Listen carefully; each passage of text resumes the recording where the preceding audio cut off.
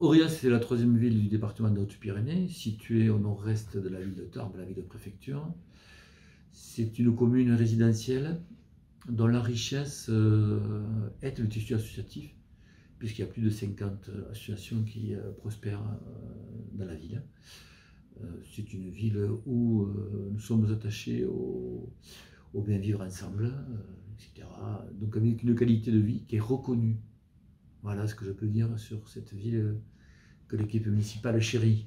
À la fin des années 90, il y avait un centre de loisirs municipal et nous avons souhaité, au vu de l'évolution des besoins de la population, mais également des exigences des élus, professionnaliser la structure. Et donc, tout naturellement, nous avons lancé une consultation pour trouver une association d'éducation populaire qui pourrait assumer en effet ces centres de loisirs sans hébergement. Et notre choix s'est porté, il y a 25 ans maintenant, sur la MJC. Ça correspond à un besoin parce que pour nos communes de notre taille et surtout avec le peu de richesse que nous avons en fait sur le plan financier, nous ne sommes pas en capacité d'avoir un service jeunesse, culture structuré. Et la MJC a comblé ce besoin, j'ai envie de dire, de manière remarquable. Alors la MJC n'a fait que se développer. Si au départ, elle était effectivement destinée à s'occuper de nos jeunes, elle s'est considérablement développée, puisqu'elle a pris en charge une très grande partie de la programmation culturelle. Elle a créé des clubs d'activité pour les adultes, des ateliers, et elle n'arrête pas, en effet, d'apporter une plus-value à la ville, je ne crains pas de le dire. Elle est reconnue comme association référente au niveau de l'agglomération de Tarbes. Ce qui nous a plu, qui nous intéresse, parce que c'est conforme à nos valeurs, c'est la capacité éducative de la MJC, cette vocation à former les citoyens de demain, dans le respect de la laïcité, qui est aussi quelque chose pour nous d'extrêmement important. Alors, je l'ai un peu dit tout à l'heure, la MJC intervient sur plusieurs champs. Un champ très général d'animation de la cité, c'est ainsi que demain soir, par exemple, elle organise une grande manifestation dans un centre qui est en capacité d'accueillir 800 personnes sur la transition écologique, thème d'actualité s'il en est, où elle va œuvrer avec beaucoup de pédagogie. Elle nous a amené cette expertise-là, cette possibilité-là d'organiser des manifestations absolument remarquables. Et puis, elle touche tous les âges de la vie. C'est-à-dire que dans l'imaginaire des gens, la MJC, c'était la maison des jeunes et de la culture. Et en fait, elle s'adresse maintenant à un public adulte extrêmement nombreux, de par le nombre d'ateliers très intéressants qu'elle a su créer, qui sont très divers, aussi bien pour continuer à se cultiver que pour pratiquer un loisir.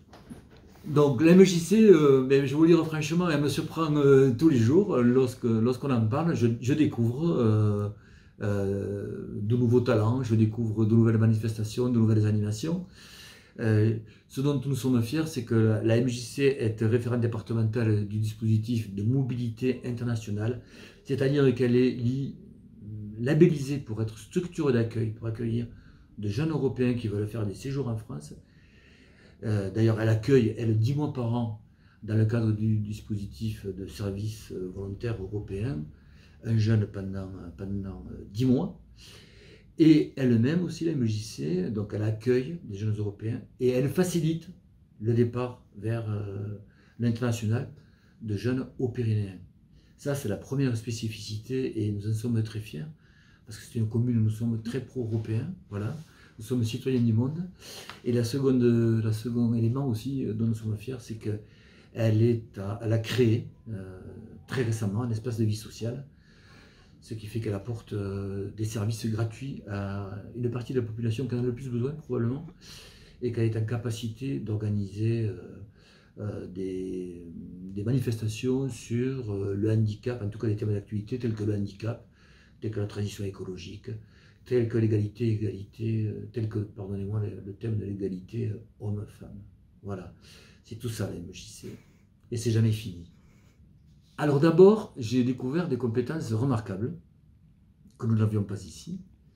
J'ai découvert une gestion associative extrêmement responsable, et nous sommes ici, puisque nous sommes une commune pauvre, très attentifs à cela. j'ai découvert le respect de la laïcité également. Au niveau des résultats, des adhérents extrêmement satisfaits, un remarquable travail d'apprentissage à la citoyenneté, et ça pour une élu c'est extrêmement important, que les jeunes s'emparent de leur avenir, c'est à eux de le construire, et donc on leur donne les armes pour cela. Et après, également une place singulière dans la vie de la cité. Et en conclusion, je veux dire, mais à la MJC, on a rencontré de très belles personnes qui font vivre une structure associative qu'on leur a dédiée, qui accueille environ 200 personnes par jour, qui viennent donc là se développer, qui viennent se cultiver, qui viennent continuer à se construire. Orléans à la MJC ne serait pas Orléans.